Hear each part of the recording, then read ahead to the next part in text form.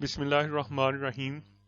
پاکستان نے سرحدی خلاف ورزی پر ایران کے سفیر کو ملک بدر کرنے کا فیصلہ کیا ہے، جبکہ ایران سے اپنے سفیر کو بھی واپس بلانے کا اعلان کیا ہے۔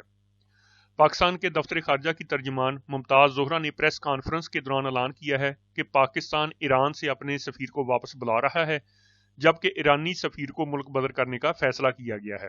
واضح رہے کہ ایران کی سیکیورٹی فورسز نے پاکستان کی فضائی حدود کی خلاف ورزی کرتے ہوئے صوبہ بلوچستان کے ایک سرحدی گاؤں سبز کو میں رہائشی علاقے کو میزائل حملے کا نشانہ بنایا تھا۔ پاکستانی دفتر خارجہ کا کہنا ہے کہ ایران کی جانب سے کی گئی اس غیر قانونی فضائی حدود کی خلاف ورزی کے نتیجے میں 2 بچے ہلاک جبکہ 3 لڑکیاں زخمی ہوئی ہیں۔ پنجگور انتظامیہ کے اہلکار کے مطابق بلوچستان کے ایران سے متصل ضلع پنجگور میں ایرانی فورسز نے جس علاقے کو نشانہ بنایا اس کا نام سبز کو ہے۔ اہلکار کے مطابق اس علاقے کو مقامی لوگ کوہ سبزہ کہتے ہیں، لیکن سرکاری ریکارڈ میں اس کا نام سبز کو ہے۔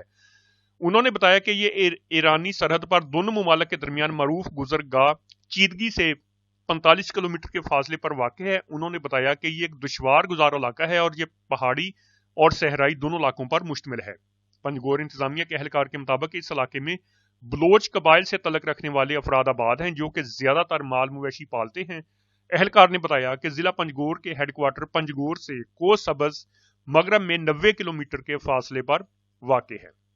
اس کے ساتھ ہی اب تک کی یہ ویڈیو یہیں پر ختم ہوتی ہے۔ انشاءاللہ جلد ہی دوبارہ نئی اپڈیٹ کے ساتھ حاضر ہوں گے۔ اللہ حافظ۔